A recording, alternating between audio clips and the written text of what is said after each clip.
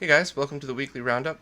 We have a bunch of cool news this week, as well as Wes from Second Opinion Games is on talking about our experiences with the FrameMeister, the open source scan converter, and basically just old consoles on modern TVs, kind of as of summer 2016, so more of an updated upscaler thing. So I'll just jump right into the news. For the first bit of news, My Life in Gaming uploaded a video about controller adapters. I think it's going to be the first and part of a couple videos that go over this, but basically it's just adapters that can allow you to use a controller from one system on another. I liked the video both because it was a good video, and it's also because that's kind of how I got into RetroRGB and starting this stuff. I bought a Wii, and then bought some of the older Virtual Console games, and then had a controller adapter that allowed me to use a Super Nintendo controller on the Wii itself. So that was pretty awesome to me, and that kind of was the slippery slope of RGB, because then I wanted closer to the real experience, and then eventually started what you see here. But yeah, great video, and it's really cool for people that want to do that, as well as people who want to do what I did and just buy a Wii U, buy a Virtual Console game and an adapter, and then have a much closer to experience than the original than just playing with the any of the stock controllers. So definitely check that one out. There's been a small update to the Neo Geo ROM cart project. Darksoft has reported that there were a few bumps in the road, but he got them all ironed out, and now it looks like the first prototype carts will be arriving in August. So as long as there aren't any issues, we should see it released to the public, maybe a pre-order within a month or two. But as with everything like this, there's always a possibility of some issues, so I'll keep everybody updated when there's more news, and as soon as it's open for pre-order, I'll let everyone know. An unfinished prototype of the Echo the Dolphin sequel for Sega Dreamcast was released, and it's pretty cool because it's not finished. There's no music or sound, and it's still very beta, but it's playable enough where you could at least kind of check it out and see where they were going with it. And I guess the game got canceled after Sega kind of fell apart after the Dreamcast and everything, but it looked pretty neat, and it was something that if you're a Dreamcast fan or an Echo fan, you should probably just check it out just to kind of see what it was like. It's not like really playable in a way where you could beat the game, but it's definitely a fun thing to check out if you're into that kind of stuff. On the SMS Power Forum, user MangaMan3000 has uploaded a few patches for Master System paddle games. So the paddle games were the ones with like the spinner controllers, kind of like Breakout for Atari. And up until this point, unless you had that very rare and expensive controller, you couldn't really play the games. And he patched them to be playable with a regular controller. I tried out the patches to make sure they work on real hardware. They work perfect, and some of the games are actually a lot of fun. I'd never had a chance to play them before because I don't have that controller. And if anybody wants to sell me one at a reasonable price, let me know, because those things go for a ton on eBay. But yeah, definitely cool and something worth checking out if you're into Master System games. E3 was this week, and while there wasn't too much news that's relevant to retro gamers, I figured I'd kind of go over everything that we would want to hear. And I guess I'll start with the Zelda game that was just talked about, and for people watching on YouTube, I'll stick the video up there while I'm talking about E3. But basically, it's the next version of Zelda, and they're doing it the same way they did the Wii U Zelda release, where it's going to be released on the new Nintendo console as well as the Wii U, both in December of 2017. So we're a year and a half away.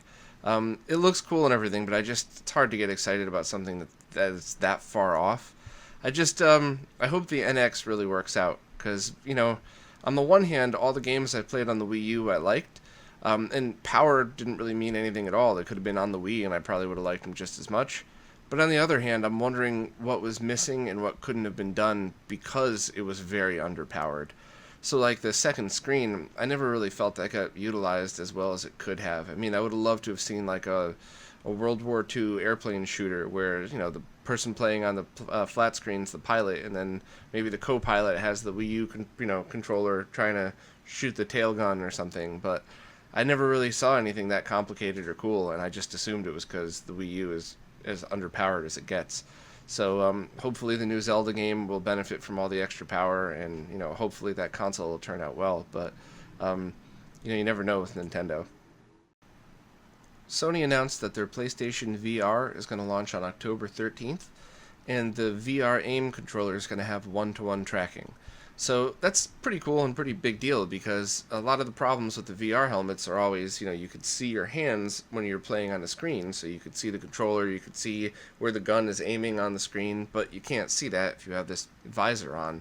So they claim that they got the tracking down and that it'll be a pretty much perfect experience. So I'm really looking forward to trying that out. Hopefully it'll put a different spin on the same style of games.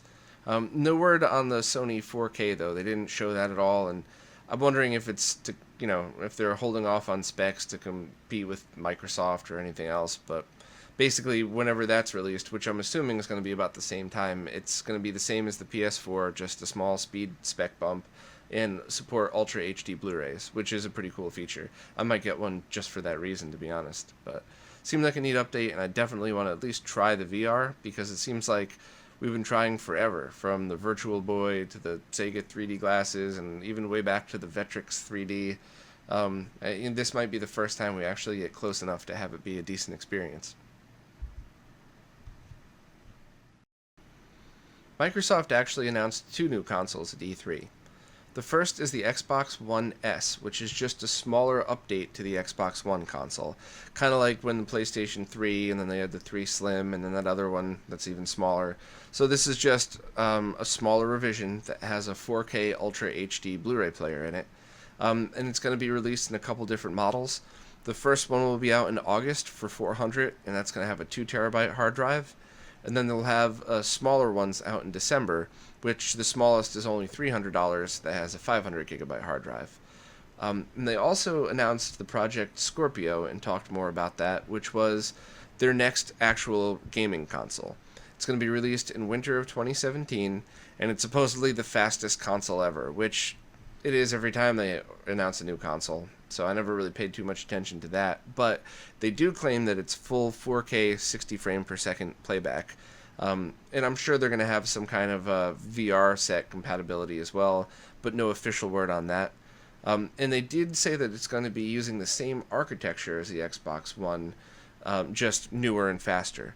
So that's kind of like if you buy an Intel i7 processor 5 years ago, and then you buy another one today. The one you buy today is going to be way faster, even though they're both 100% compatible with each other. So the big advantage of this is that all Xbox One games will be fully compatible with this next system. And I'm not a software programmer, but I'm pretty sure that also means that the APIs that they use are going to be similar, so that you don't have to relearn an entire new way to program a game. You could just kind of do it the same with a different set of speed limitations. Correct me if I'm wrong about that. Any of the software guys are on that, but I kind of hope the other console manufacturers might stick to the same thing, because it might translate to better games for all of us, because it takes less time to write them. But I'll keep anybody updated anytime there's any real news about that. The Super Nintendo game Wild Guns is getting a PlayStation 4 remake soon. The developers said that they're going to try to keep it as close to the original look as possible, just with updated widescreen graphics. I don't ever remember playing the original. I'll have to dig out my ROM cart and try it out, but it looks pretty cool, and if I end up with a PlayStation 4, I'm sure I'll end up buying it. Lastly at E3, Hyperkin showed off their Smart Boy adapter, which is basically just a case that you slide your cell phone into, and then it sits over the touchscreen buttons to allow you to play it with a controller. This has been done 10 times before with other solutions that never really worked, because the size and shape of cell phones are always changing. This one looks kind of like a Game Boy, which I guess is why it got some press, but I don't know. Hyperkin makes a bunch of really cool products that are really helpful, that most people don't even know about, and then they make a bunch of stuff like this. So I would never buy one. I don't understand why you would, but I'd rather have a regular Bluetooth controller or a case or something. And I think this even actually started out as an April Fool's Day joke. I think they put it up on a mock-up of it on their Facebook page, and people were commenting on it, but I don't know what those guys are thinking sometimes. Now on to the Q&A stuff, and I'm sure I'm going to destroy the pronunciation of the screen names as usual. Sorry, I'm trying my best with those. But first up, Fond Art says component noise on the PS2 is really only an issue on non-CRTs. On the average CRT, the difference is negligible. Yeah, I thought I was pretty clear about that, and I'm sorry if I wasn't. So if you have an HD TV with an upscaler, or if you have a calibrated BVM, or maybe not even, maybe you just have like a really nice Sony PVM, you probably will notice the difference. But on any consumer grade TV, you won't really notice a lot of the stuff I talk about. So things like first edition SNES versus the SNES Mini, yeah, I mean I could definitely tell a difference even on a basic Sony Wega from the 90s. But when you start to get to the finite little things like Sync on Green versus Component on the PS2, it's definitely not something that's not even close to as noticeable. But more and more people are using upscalers and flat screens. So you're going to have a lot more people to run into the issue, which is why I always want to talk about it and post the info on the website. So I'm sorry if I wasn't clear about that, and yeah, I hope I just helped put that into perspective a bit. Next up, the Analog Man had a few comments and questions about PS1 and PS2 cabling. So I'll start with the easier of the two. He wanted to know if you could get Sync on Green through the PS2's component cables. Yeah, you could. You don't need the RGB SCART. You could do that. The only problem is that you would need to switch it to RGB mode in the menu right when the console starts. So if you had a cable that also had composite video out, you could use that and then switch over. Or if he asked if you could use one of those passive adapters, so it's component to SCART. So it's just passive. It's just moving the pins over. It's not converting the signal. You could, as long as your display accepted it. So like if you're going through the open source scan converter, you could probably do that. It'll look weird until you flick it into Sync on Green mode, and then it'll just work. But I just think using RGB SCART would be a way easier scenario for all of that. But maybe you have a different setup that requires something different. So you could try. It's just a lot more work. And the other thing he mentioned, PhoneDork actually emailed me about a couple months ago. That's a cool trick, but I don't want to put it on the site because it's not proper practice. But basically, if you have a PS1, the revisions that have the composite video and left and right audio actually on the back, you could use a PS2's component cable to get red, green, and blue for RGB, and then use composite video from the back of the PS1 to get sync. And you could plug it into your PVM and it will definitely work. The only issue is that the RGB lines on a PS1 cable should have 220 UF capacitors in them, which is what we talked about last week with Steve from HD RetroVision. So I didn't want to put that up on the site because it's not really a good thing. You could wear out or damage your PS1 after a while, possibly, but it's still not something I would want to recommend to people. Overall, I would just suggest getting the correct cables and kind of doing it the right way, especially because as these things get rarer and older, you don't want to ruin your console just because you didn't have the right cable. But cool comments and definitely worth talking about, so thanks for sending those. Next, John Malia asked, what's the best way to store our old systems when not in use? I mean, it's kind of like classic cars, right? You can go overboard and put it in a hermetically sealed box so the paint doesn't change, but I think just a more basic practice would probably be helpful. I know what I used to do before I stuck all my consoles in boxes. Well, I had one big tower with all my consoles on, and then they went into a surge protector, which I unplugged from the wall, which when I wasn't using it. So, surge protectors, depending on what brand you buy, the surge protection doesn't matter. You're basically just splitting the power. But don't put a surge protector into another surge protector unless you absolutely have to. And then you could just flick the switch off, but then you're still plugged into the wall. So if there's a lightning strike or a brownout or something, it might still affect it. So I would just, when I wanted to play my consoles, I would plug the surge protector in, power on the one console I wanted.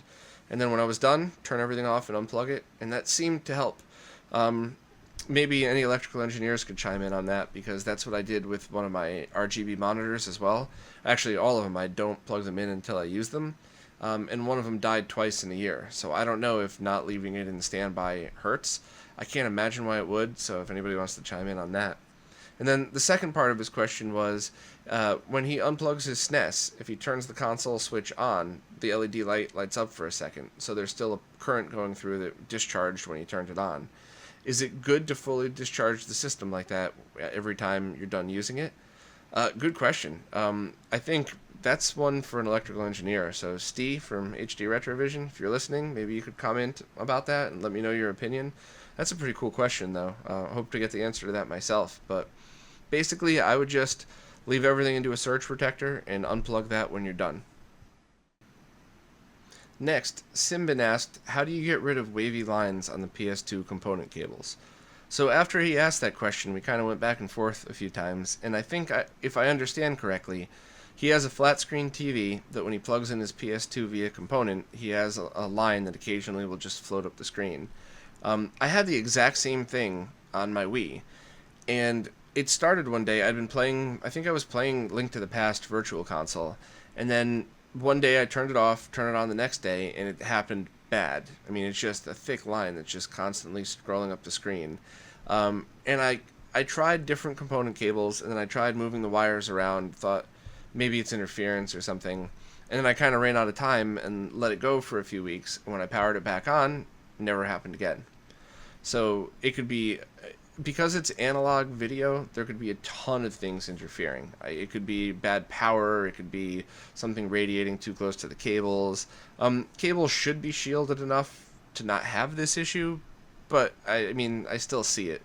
So, good question, and I don't know. I wish I could dig into it. So if anybody ever has this problem or knows how to fix it or has any suggestions, maybe chime in on this or on last week's video, which his original question was in. But I thought that was a good question because I've seen it before and I didn't have time to troubleshoot, so I don't really know why it went away.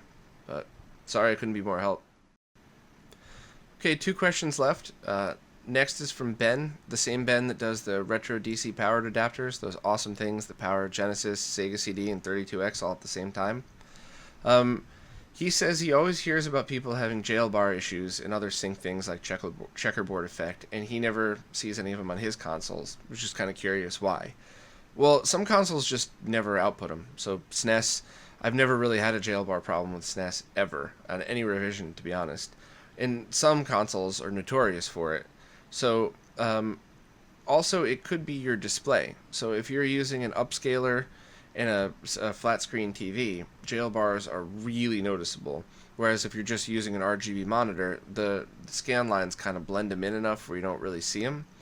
I know personally when I started using my Sega Master System on my RGB monitor, I thought it was great. I thought it looked way better than composite, but there was something kind of up about it. I didn't really know how to describe it or what it was until I got a capture card that was really sensitive to jailbars. So once I was able to use that and kind of have the picture in front of me of the jailbars and then play the Master System on the monitor, I could then notice, oh, alright, that's why this looks funny, because it's kind of the same. So I guess if you're using an RGB monitor or especially a consumer TV, you would never see jailbars anyway. But maybe you're just lucky and all your consoles are already output crystal clear video. So I hope that's the case for you. And then kind of tying into that question, so that's why I'm answering them both together, is Perkinson78 asked, is there a revision deal with the SMS? He has an XRGB Mini and an RGB monitor and doesn't see jailbars on either. And he's using a Japanese SMS as well. So yeah, first of all, to just point blank answer your question, there's a ton of revisions of the SMS, and some actually have components moved, some have different BIOSes, and I actually spoke to Tim Worthington about this a while back, and he kind of felt that some of the revisions were poorly designed. You know, you have power traces running right by video traces, and it could cause a ton of interference, a ton of problems. And I actually also have tested the Japanese SMS just like yours, and that, for me, was the worst one. So, I guess I should rephrase that. So, out of all the Master Systems I've tested, I've tried a bunch of different jailbar fixes, and then I would do an RGB bypass just to see what happens. And the worst offender of all was one of my American SMSs that was just awful, awful jailbars to start. And then after I did the bypass, that actually looks great. And the Japanese SMS that I tried, I actually have 3 of them now. So the one that I actually did the full bypass on, originally it was just as bad as everything else. And when I did the bypass, it was improved, but there was still a bunch of noise on the line, bunch of jail bars. So I'm trying to really nail down what's up with the SMS. It's been a nightmare. I haven't updated the SMS section of my website yet because I just don't even know what I would put. And I just hope to eventually nail down what's the best revision. At the moment, doing the RGB bypass for anybody that is having the issue will work. RetroFixes is offering that as a service now. I have a few leftover consoles I'd be willing to sell if anybody wants that have the bypass already installed. I keep meaning to put those up on eBay and just haven't had time to. But hopefully, I would love to eventually say, here's the best revision SMS to get. Here's how you get rid of the jail bars on it, and here's how you improve the rest. But generally speaking, at the moment, if anybody is like a huge SMS fan that wants to play their games the best possible way, Genesis is actually really the best way to do it for now. Hopefully I'll find a fix that'll work for everything, but I'll keep everybody updated. Good question. Hope I didn't ramble the answer too long. Up next, Wes and I are going to talk about our experiences with the open source scan converter, the FrameMeister, and basically just older consoles on newer TVs a la 2016. There's going to be a page on the website about this pretty soon. I'm not sure if it'll be up in time with this video, but basically the page is going to have all the conclusions from the lag tests on it and comparisons, links to other people's reviews. But this is kind of how we got there. So it's, I guess if the page is the what, this discussion is the why and how. So if you're not into upscalers or something, we talked for a while, so you might want to skip it. But if you have even the slightest interest in any of this stuff, especially the open source scan converter, I would definitely give it a listen because it's a fun talk and we kind of get in depth with everything that we found and all the conclusions that we came to. So hope you guys enjoy it. Hey guys, I am here with Wes from Second Opinion Games. What's up, man? Hi, I'm nothing much. Doing pretty good. Are you weirded out that you're on camera? You're not I am on camera, and everyone who's probably listened to my podcast, I think some people might have seen photos of what I look like, but this is what I look like. And as always, when I record, I wear a Second Opinion Game shirt. Oh yeah, I wasn't even paying attention. I got a Super Nintendo shirt on. I love the Japanese colors for the Super Nintendo. Oh, yeah. And then in America, they're like, we don't want to confuse dumb Americans. So you get 2 shades of purple. Yeah. It's like, all those colors, mate. You go in there and you're like, whoa, this is too much. I need 2 shades of purple. I mean, this is just not it. Normally when I do the podcast, though, I'm literally like in my pajamas. Oh, yeah. I mean, I work from home, and it's usually just shorts and a T-shirt. So yeah. It's not super gross. It's not like I'm sitting here in a dress or something, just... But, yeah. You're, like, slowly putting on lipstick, looking into the camera. That is exactly what I was actually thinking of Jason Mewes doing the same thing in that movie, making fun of the Silence of the Lambs part. But, yeah. I'm not wearing any pants. So. All right, well... Don't stand up. But, yeah, so I'm glad I dragged you on this. So to give everybody a quick background, I started testing some of the new upscalers and the newer ways to play older games on TVs, on flat-screen TVs, and I figured I need a little bit of help and a second set of eyes, so I'm going to drag Wes into this adventure with me. Yeah. So I called him up and basically said, hey, are you in? And he said, yeah, of course. So I met him at his house, and we did the first round of testing, which was pretty cool. So we basically just used his G-SCART switch to do one output to a CRT monitor, and the other one through some of the scalers into his 4K TV. And then I repeated the same test at my house, both in 2 CRT monitors, so they're to test the zero lag thing. Yep. Then on my TVs, and got all the same results, which is good. It means, every time you could recreate, Wes the scientist over here, anytime you could recreate your experiment, it's, now it's been verified. And it was nice too because we have 2 different televisions, high def TVs that have been tested. They're just very different TVs. Yours a 4K? So I have 2 TVs that I tested on, 2 flat screen TVs. Mm-hmm. One is a garbage, bottom-of-the-barrel 4K TV. Seiki is the brand. Okay. And I did this, I bought it just because it was like $200 and needed another TV, but I thought it would be perfect to test both how the 240p stuff and 720 goes into 4K, and also just to have another part, or a crappy test, like a known failure point. And then I have a very nice plasma TV that's professionally calibrated, and that turns out that has between 1 and 2 frames of lag, which is pretty good. So that's pretty good. Actually, well, and what brand is that? Is that a Pioneer? No, mine's a Panasonic GT. Oh, Panasonic? GT20. Ah, it's the first year of the 3D.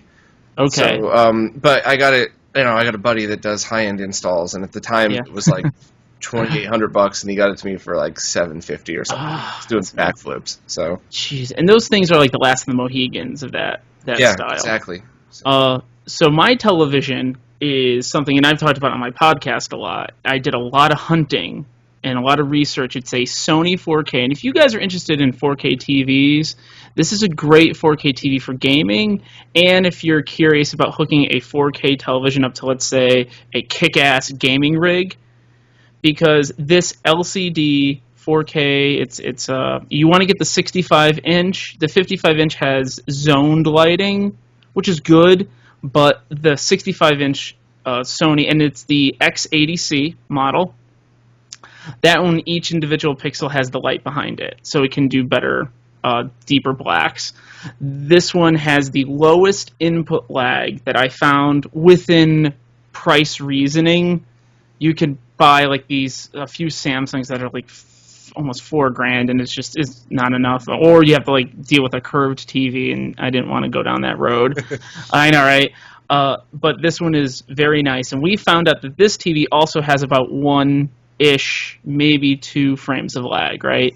I think it averaged out about the same as mine, at about 1.5 frames of lag. So. Yeah, and that's pretty much, yeah, it's great for a normal television that you buy. It's not a professional gaming monitor, but that's what I was looking for. 4K ability, a decent input lag that's well within reason, and price. So yeah, the Sonys are good. So for anyone who's curious on that, the Sonys are a good bet. Yep. So we tested 3 basic things, and I'm going to give a super short rundown, and then I guess we'll go over each step. So for your basic person that says, I want to play on an original console, but I live in an apartment, I don't have room for a CRT, all I want to play is my Super Nintendo, why do I have to spend hundreds of dollars? The answer is get the HD RetroVision cable and plug it in. So it's basically, in its most basic form, it's RGB to component, but it's a lot more than that in there. So we tested that for the basic test, and I was kind of surprised at the results. And then, of course, we did the XRGB Mini, because that's kind of the de facto standard now. The FrameMeister. Yep, the FrameMeister. And then the newest solution, the open source scan converter, which is very interesting, to say the least. There's going to be some surprises in this. Yeah. So I guess I'll start with you and your experience with the HD RetroVision cable. Now, we only tested the SNES one, which can be used on SNES, N64s that have been RGB modded, and pretty much any console you put a multi-out on, a SNES multi-out. And we didn't test the Genesis one, but it's going to run essentially the same. So yeah, I enjoy it. I love the options it gives. My TV receives it well. Okay. And sadly, I didn't take photos yet. I'll be sending to you to put on your site very soon. I've had a busy week. I think. But at least in my experience, you'd be able to tell price point of that cable? Immediately how those work with it. Because some TVs detect 240p signals as 480i or not at all, and then others detect it correctly and scale it properly. So yeah, and mine does. Yours does. So yes, it fills the screen properly. It's not awkwardly stretched. Obviously, you could just have your 4x3 setting to do it. Yep. But no, it's very. What's the price point on that cable? I think it's around $40. Yeah, it's for the money. It's a screaming deal. Especially if you have, again, original hardware, you're looking at your SNES, and you're like, I want to play this, you hook it up with the old composite, and it just looks crummy on your TV. Yeah. This is a great way to get it to this much better looking, it looks better. It's definitely an improvement over stock cable, and the $40 price tag is, to me, it's kind of a no-brainer, especially if you are going to be using original hardware. I would, I'd give it a thumbs up. Yeah, so I've known, Steve was on last week. I've known those guys about a year, and I was very interested to see, because the certain scenarios where those cables I know would be perfect. Like, you have an old CRT, it's got a component input, beautiful, done, it's the best solution. But for me, on my crappy TV, it actually, not only did it detect the signal as 480i, but you could. I took a slow-mo video that I'll post on the page when the review page comes up soon. But you could actually see, like, I zoomed in on the 240p test tree, and number 2 was doing this, like that interlace. Really? So the built-in scaler in the TV was garbage. And the TV itself has 3.5 frames of lag on average, so that's And I did that TV first just because my rig happened to be hooked up to that. Yeah. And I'm kind of nervous, going, man, I hope my final conclusion isn't that. And then I hooked them up to my plasma, and I was just blown away. It looked The perfect. difference. Yeah. I mean, it was it had the correct border, it was the correct size, and it was about the same as like a 480p Wii. So Really? it was. I mean, if and especially because 1080p is an integer scale into the other 240p and 480i or in 480p. If I just had one console or just a Genesis and just a Super Nintendo, I'd probably be fine with that because I'm gonna game on my CRTs as much as possible. But sometimes it is nice to just chill on a big couch and have your huge TV in front of you. But I thought it was a perfect solution for somebody that as long as your TV detects it correctly. Yeah, I mean, I guess it's safe to say that if your TV is a newish name brand TV, it probably can handle it. Right now, we don't have a lot of point contacts, but your no-name brand didn't. No. So the one thing that I didn't know that Steve talked about last week is if you take, and I kind of knew this, but I forgot that I could even use it as a test. Just take your composite video cable and stick it into the green input of a component video input. Ooh. And the colors will be off, obviously, but you'll be able to detect whether your TV can use it, and you'll be able to tell pretty much right away how it looks. Even with no color, if it's all crazy on the screen, then, That's a great test way. Yeah, so that is, every day. I'll make sure to put that on the page, too. But then the only other thing he warned is some TVs now, composite and component share inputs. So if that's the case, just make sure that you go into the menu and select component. Okay. So that way, so that it seems like a pretty easy test. And I would that still gets my vote is if you just want one console up to a TV, as long as your TV can handle it, good.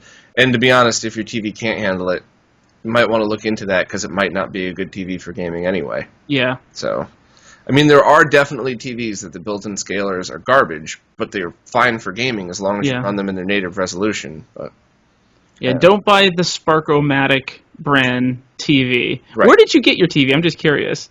Tiger Direct had them online. Oh, okay. I saw it, and my mother's TV died, so that day I just picked up my TV out of my bedroom, drove it to her house, go take care of my mom, and then I said, well, I need a TV, but I watch TV every night in my bedroom for about 2 minutes, so let me just get the cheapest thing possible, and it's fine for that, but...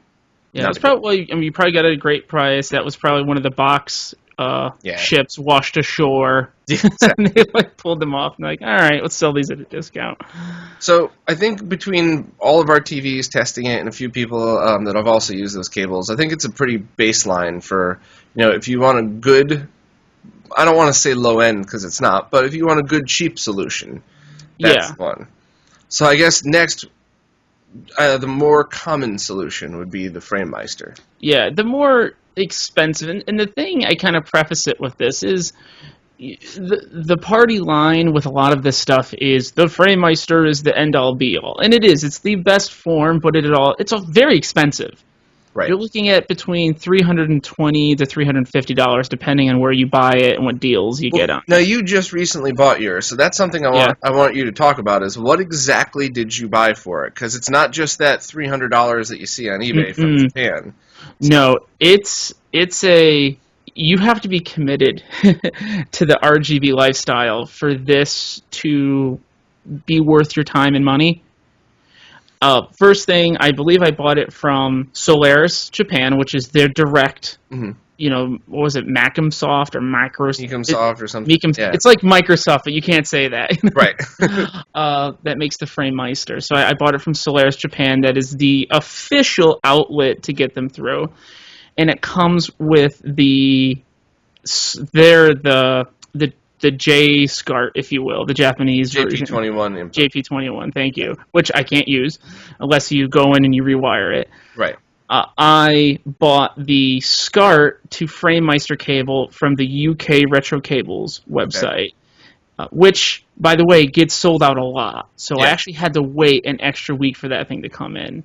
Yeah, there are two sellers that sell them, and I consistently buy cables from both of them, both under my personal eBay name and my other one, just to kind of shake it up so they don't know it's me buying it. And I take them apart, and They've never been bad, but they're consistently getting better every time. So Great. at worst, their cable was good, and now some of the last few ones I bought are awesome. So those are good choices. And they have like little updates on their page on like how they're improving the shielding and just the overall build quality. So they have some really good stuff. So I got that in. That was with shipping and handling, probably $30-ish around.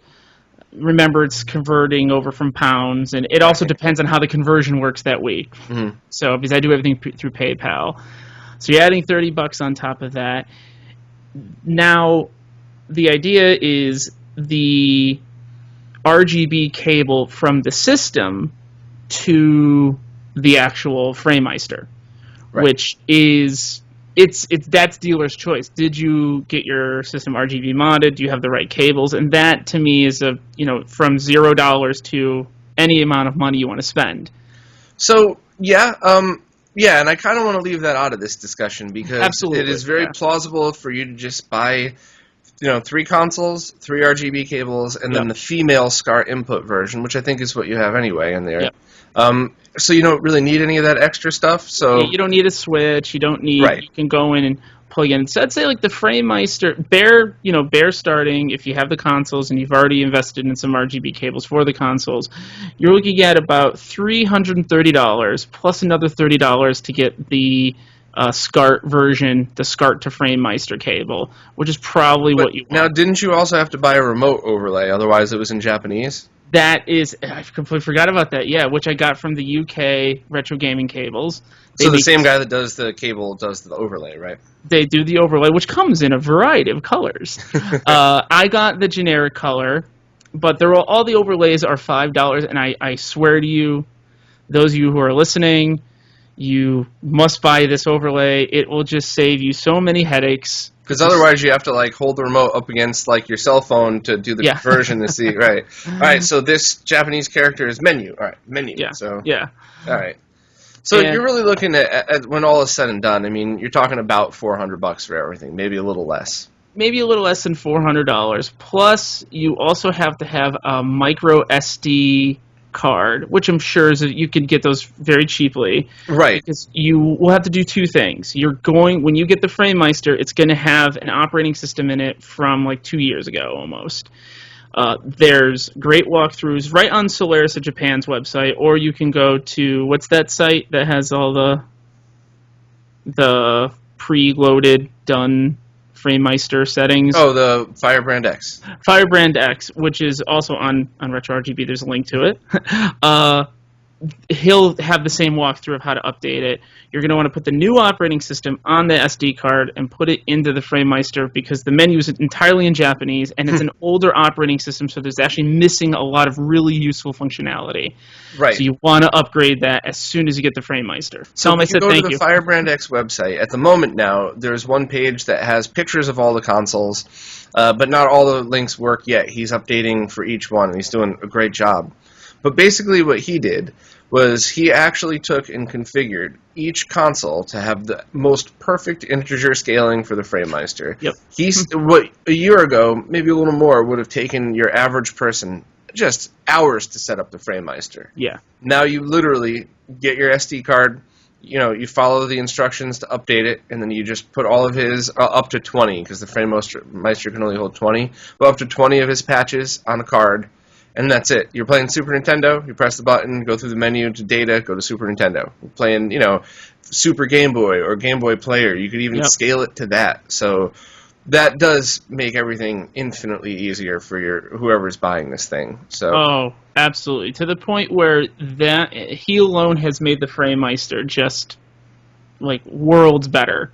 Yeah. Just that alone. Yeah. So now this is something I am a nerd and I do enjoy this stuff, but I also enjoy playing my games. Yeah. If it takes me 3 hours to set something up and I only have an hour left to play a game, it's not fun for me anymore, Yeah. So that is definitely it. So, $400 including the SD card, maybe an hour of your time the first time you set it up to get everything updated and figure out. Sometimes the FrameMeister's limit of 20. I found out sometimes it works with 20, sometimes I have to have 19. I don't know. It's weird, yeah. Yeah, you got to reboot it a bunch of times. But once it's locked in, everything's good.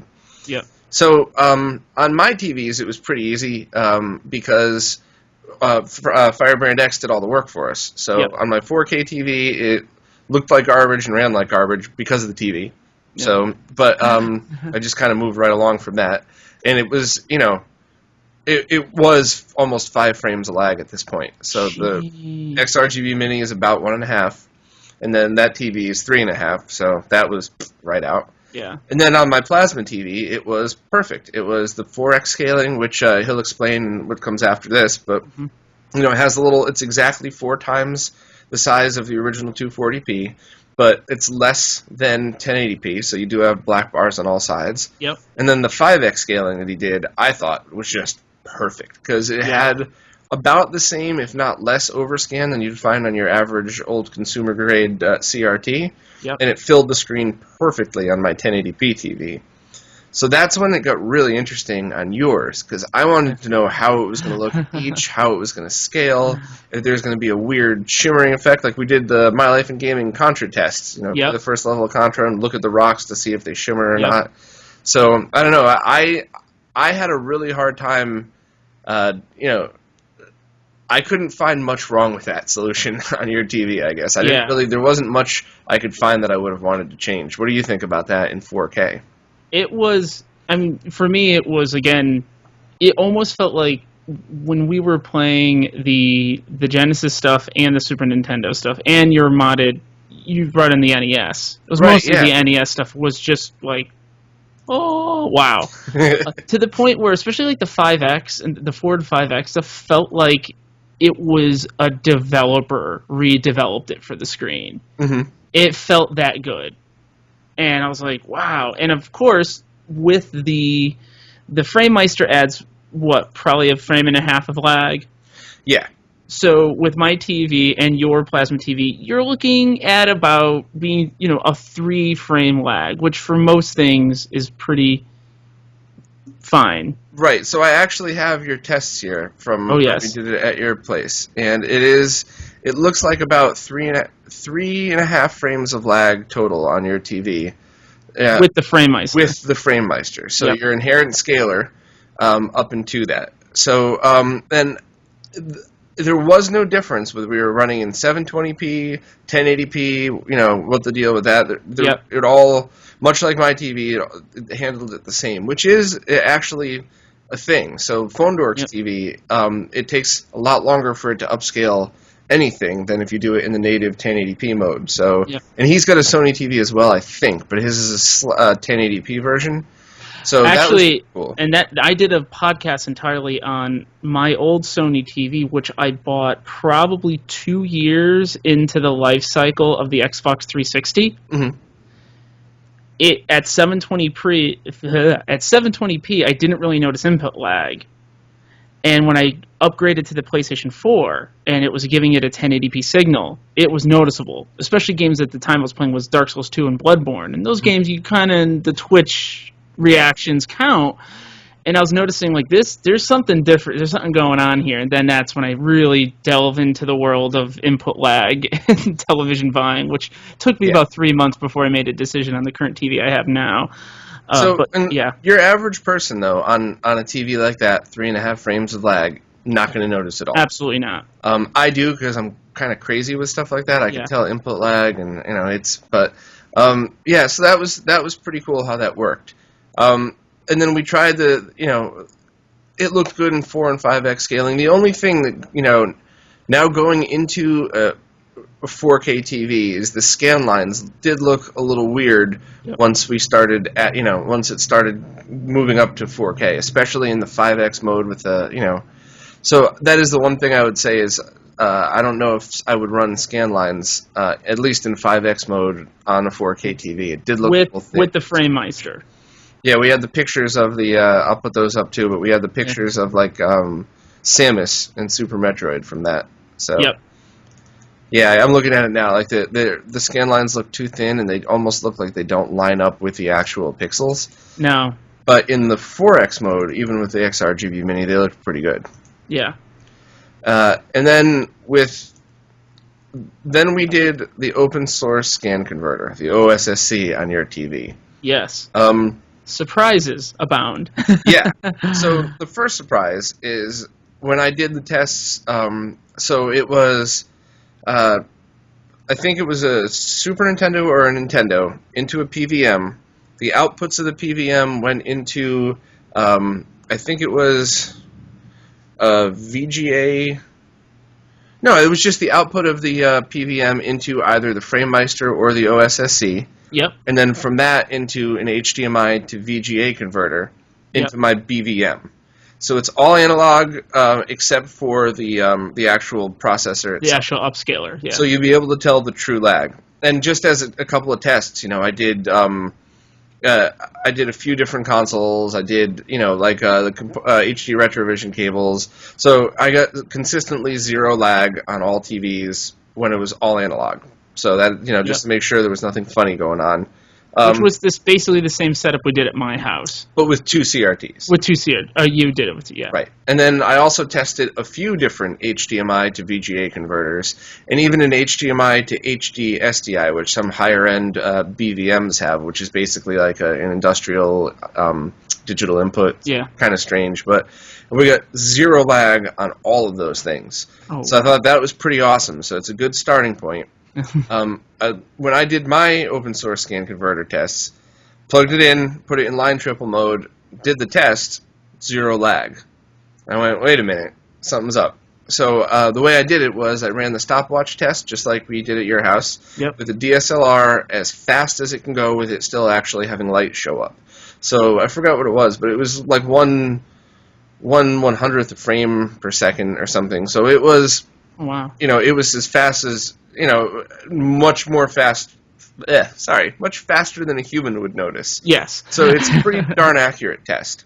So when we tested the OSSC on your TV, it was consistently the same lag as your TV, about 2 frames. Yep. Which is awesome. It worked pretty good in 480p mode because your TV scaled it okay, but when we had it in line triple mode, it looked phenomenal. It looked really good. And there was no weird issues either. Nothing. And I don't know if you want to say this now, when we added scan lines, scan lines looked amazing. Looked perfect. They looked perfect. Whatever the what is it, the OSCC? OSSC. Oh, OSSC. There we go. OSSC. The OSSC is something we do in education. The OSSC was like, wow, this is really good. Now it's at 720p. Yeah. It cannot do 1080p. No, and it's not a true 720p. The reason it gets zero lag in upscaling to that resolution is because it takes the original resolution that's coming in and just triples it. Yep. So it doesn't have any buffer, which means it's not compatible with many TVs. But it was compatible with yours, so... Yeah, which is... And again, this is something I've said a lot of the time. If you're trying to get into this world and you're curious about if your high-def TV can go into it, I would definitely look into the upper-end Sonys. They're very friendly. And you've seen it in person, and you were impressed. Very. Well, you're like, wow, this TV actually recognizes things. And I was like, yeah, it was a long journey trying to find this TV. But So you got my TV, my TV and your TV, 3.5 frames of lag total through the FrameMeister. Yep. I did notice, without a doubt. Playing the OSSC on your TV, I couldn't really tell any lag, to be honest with you. It was impressive. It was very impressive. Yeah. What is the price point for that? It's about $200, and then you got to buy a power supply, which is it's under 10 on Amazon. Yep. There's still a waiting list, and it's going to be a few more months before it's readily available. Yep. But I was blown away at the performance. Yeah. Now here's where stuff gets a little weird, though. Now you happen to get lucky, and your TV worked. And if I owned that TV and I was borrowing all this equipment, there's no doubt in my mind I would just buy the OSSC. Both because it's cheaper, it's open source, so there's going to be continuous features added all the time. But because of its non-standard output, it's not compatible with my TV and many others, and it's very strange in how you deal with 1080p. Is it going to get stretched and smushed? Is it going to be anything else? Yeah. So one solution to that, Matt from Video Game Perfection always talks about it, is to get a DVDO upscaler and mix them together. So I got this gigantic thing. Oh, that's convenient. Yeah. DVDO iScan BP50. And it's got just an amazing amount of inputs and Wow, stuff. look at that. And this thing was really expensive when it first came out. EVM. But if you'll notice, that is its serial port. Oh, goody. So the reason I wanted to talk so much before about your FrameMeister setup and how long it took to get everything done, I still have not gotten that thing working properly. I bought it from an eBay seller that he was not shady. He was very nice, but he was very quiet about the fact that it didn't come with a power supply. So I ordered one from China because all the power supplies in America were $90. Took 3 weeks to arrive from China. The thing doesn't really fit; kind of just bounces around on the inside. Hooked it up, used it. 5 frames of lag, just with the processor, not even with the TV. So I talked to Matt. I instant messaged him right away, like, "What the hell, dude? You told me to buy this thing." And he said, "Well, no. Is it in game mode? Did you turn off cadence detection?" So I go look. Doesn't have it. It has an old version of the firmware. So then I have to buy a USB to serial cable because my computer isn't from 1999, and I got it. Doesn't work. It keeps, I do the long process, and this isn't something where like you load up a piece of software and hit go. You have to log in through a terminal and follow instructions, which for me the nerd is fine, but I mean if I wasn't a nerd, I would probably have given up by now. So didn't work at all. So then I had to go get a serial cable, and I got the wrong one. So that's why the overall thing the review isn't finished, and I will finish it once I get that. Yeah. But what Matt claims is that VP50 only adds about a frame of lag, making the actual total lag about the same, if not less than the FrameMeister. So, and even if you're just using a 720p TV, it will take that 720p output and make it standardized. And it also, although it doesn't have integer settings, it has a special zoom function so that you could actually zoom it to 4x, 5x, and kind of just do it manually. And, because it's got HDMI inputs, now you could do things like take the HDMI GameCube and upscale it through that, and a bunch of cool stuff. So if you get one, and if it has the right firmware, and there's a lot of ifs, weird things, it's like... So I'm actually sending it as soon as if I get it running, and as soon as it's workable, I'll do the game mode test to see what lag it actually has, and then I'll send it to Firebrand X to have him go through.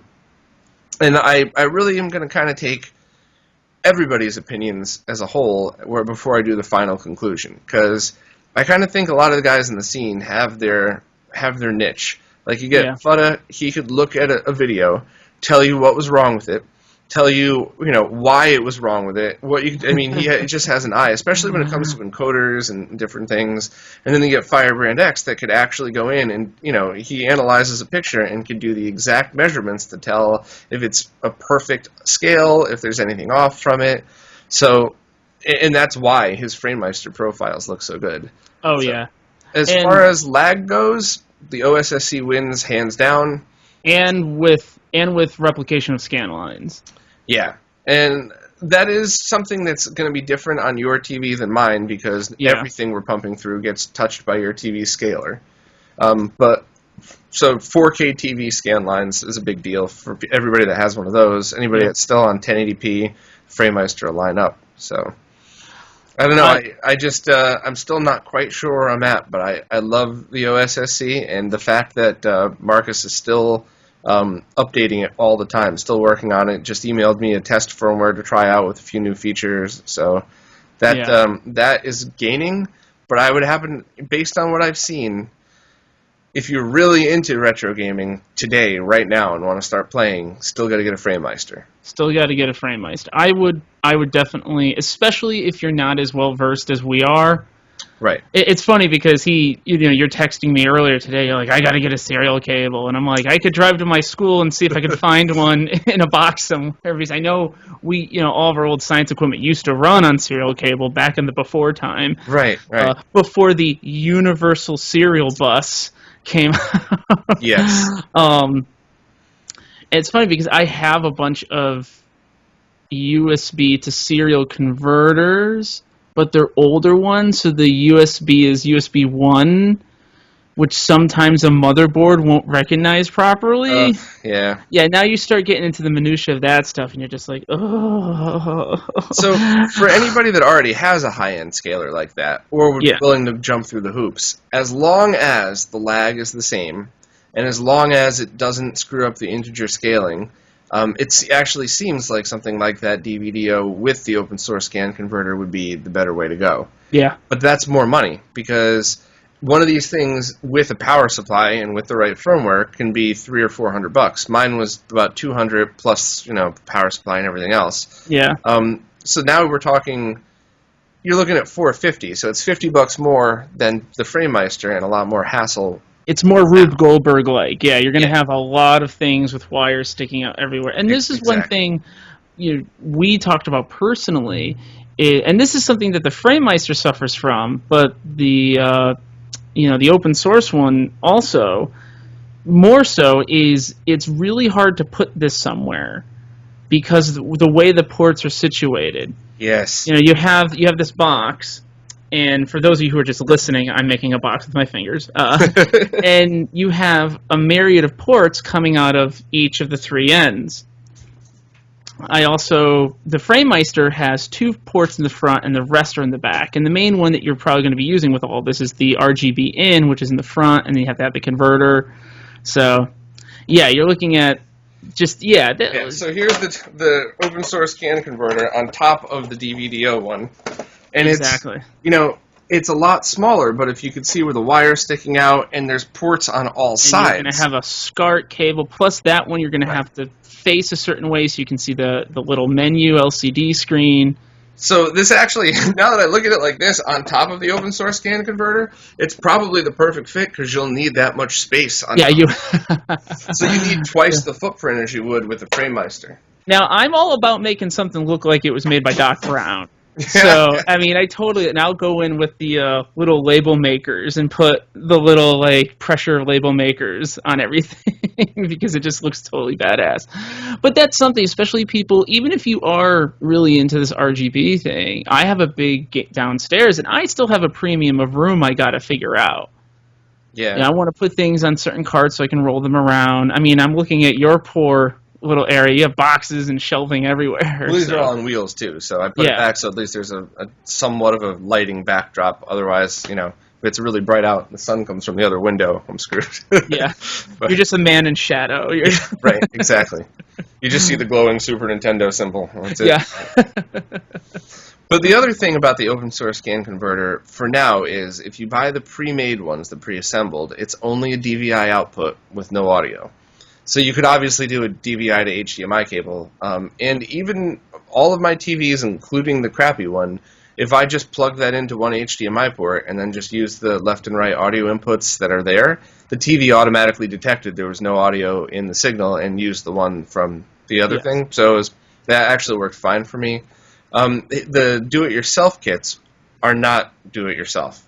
I am not the world's greatest solderer. I'm not the world's greatest modder, but I'm good enough to do an Ultra HDMI mod, and I could do a SNES Mini mod in my sleep.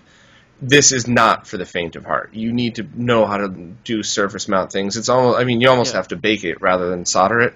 So I believe he's talking to different people about having different resellers around the world who pretty much just buy the parts, buy the kits, and then either sell the kits or assemble them themselves.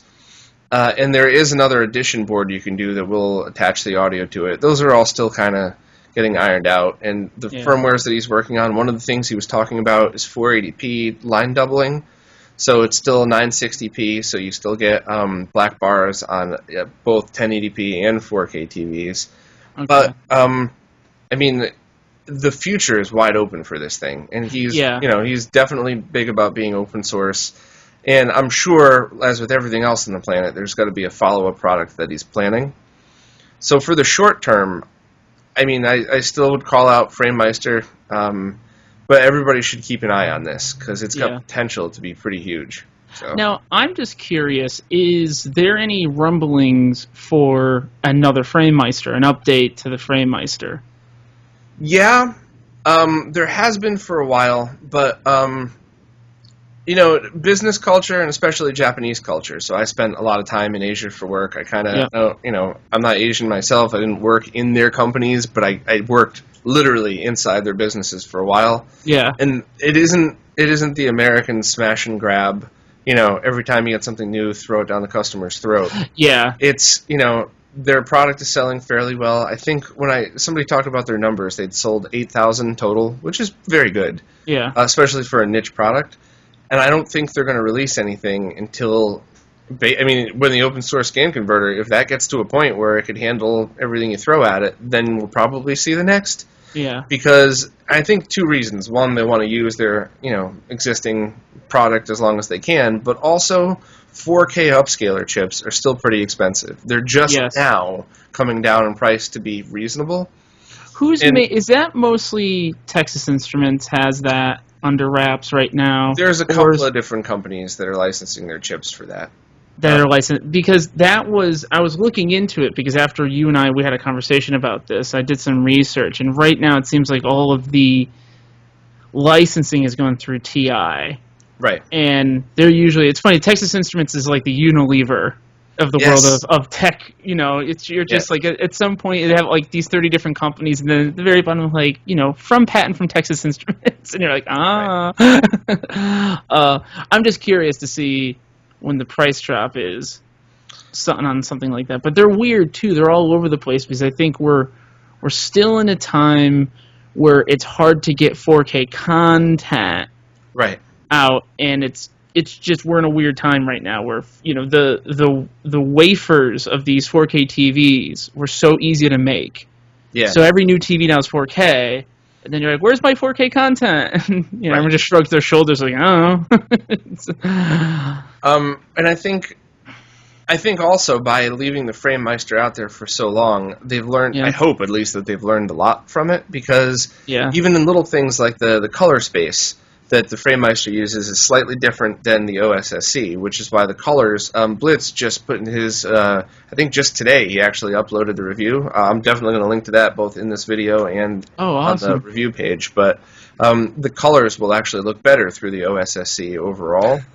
So, little things like that. And what I'd like to see from anybody, I guess I'm more partial to the open source stuff just to support the guys in the community. Absolutely, but, what I would really like to see is basically a longer version of the OSSC, with all the ports in the back, integrated sound, a much more powerful chip, and then an on-screen menu that, much like with the Ultra HDMI, if you turn off one option, everything else grays out type of thing, to turn on and off the frame buffer.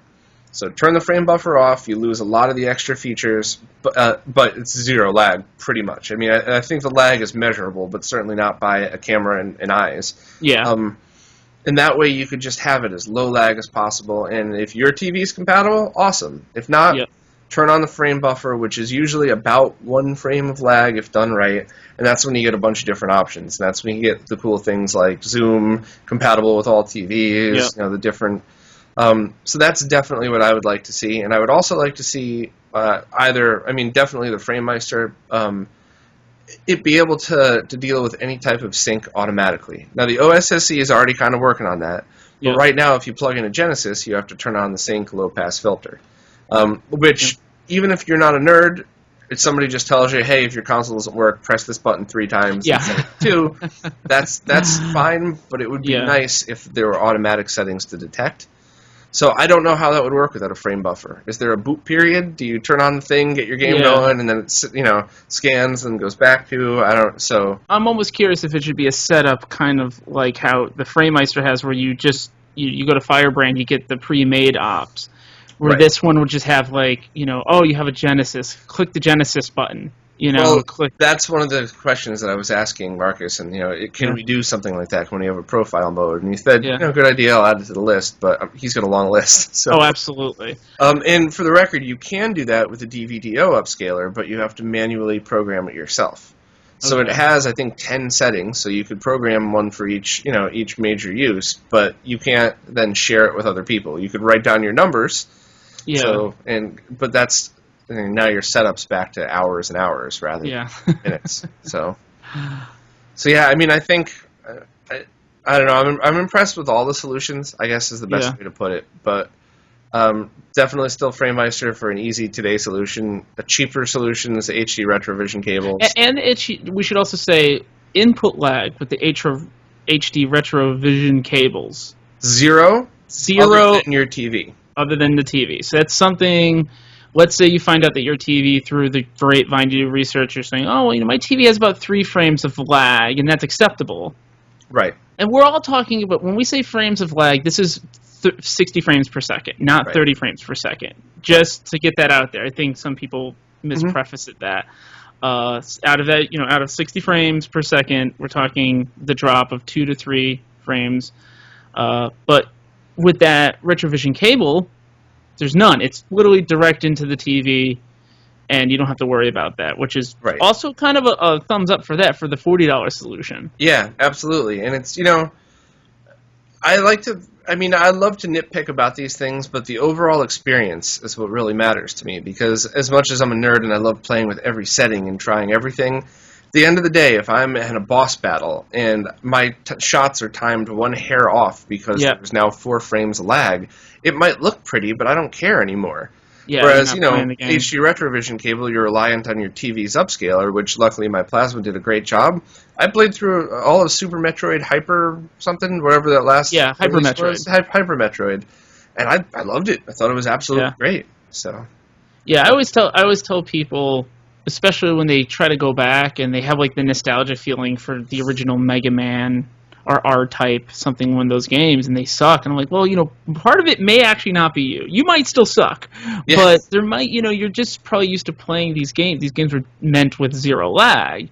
Yeah. And now you're playing Guts Man stage, and those jumps are just killing you. And you're like, what am I doing wrong? Yeah, exactly.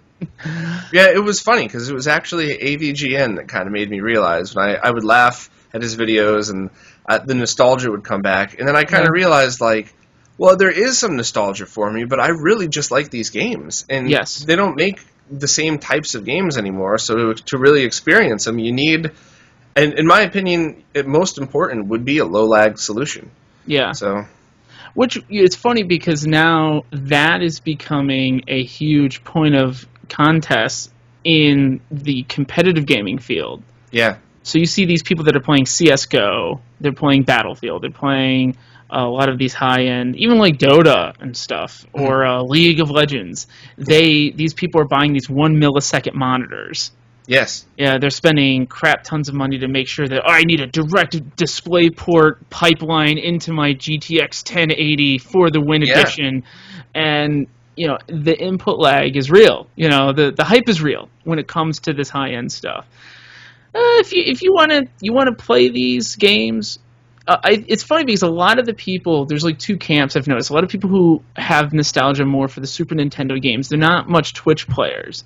Like, you'll get by with a lot of the Super Nintendo games, especially playing the RPGs, which I feel like the RetroVision's cable's perfect for. Even if you're playing Mario Kart and stuff, that stuff's not. Yeah. Yeah, but you're trying to play Contra, R-Type, trying to play Mega Man. Oh yeah. Oh, yeah. You're like, oh, Mega Man. I was playing even the later levels in Super Mario World, it just, it matters. So. It does, yeah. Well, I'm pretty sure we explained everything. We'll probably over-explained everything. Sorry, guys, I know I talk a lot. It's fun. But, It's fun. I really hope, I just wanted to give not just the answer. If you want just the answer, go to the page, skim through it, go to the conclusion. That's it. I just a lot of people often email me and ask basically why. So this was I feel like we did a good job kind of giving the experience through and walking people through what they might expect if they tried to go down these same paths. And it's good to see the journey, people like you actually putting the time and effort. Yeah, it's tough because you get people like, oh, how did you do that? Because I don't believe this. And now you're basically like, here's me explaining it for a half hour of what I did. And that's important. It's important to see that someone's going and taking the time to do all this. Yeah, and I like to try very hard to always post proof. So, when I was first starting the website, it was getting a little overwhelming. I'd say things like, all right, well, I spent like 10 hours trying it. Answer is blue. Yeah. I don't like doing that anymore, especially because of a lot of the people, like you actually, guys that put the time in to help me. I feel like I want to show, hey, here's how we got to this, because this is legit. We're not just talking out of our asses. We proved that this is for real. Yeah. So. We did it for science. Yeah. So, all right. Well, thank you very much for coming on. I'm going to have you on again at some Absolutely. point. We'll go through the whole weekly rundown together. Next time there's a fun or silly topic, you got to come and just do the whole thing with me. Oh no, it'll be great. And I'm sure we've already talked, and we won't say it on here, of other shenanigans that we'll be researching in the near Oh, future. yeah. So it'll be fun. Yeah, you guys could definitely see Wes popping up on here more often now because we're getting into a bunch of nerd projects. So Yeah. let's see what we can find. It's one of those things. It's like, wait a second, you live 30 minutes away from me? Why haven't we hung out sooner? Yeah, the distance is convenient. We're going to Yeah. drag Evan out of Brooklyn one of these days, too. Oh, absolutely, absolutely. So that just about wraps up all of the testing that we did. As soon as the VP50's firmware gets updated and I could do that full testing, I'll report back and finalize the page. Hopefully we'll have Firebrand X on soon to be able to explain his perspective on everything, and especially how the DVDO and open source scan converter mix together.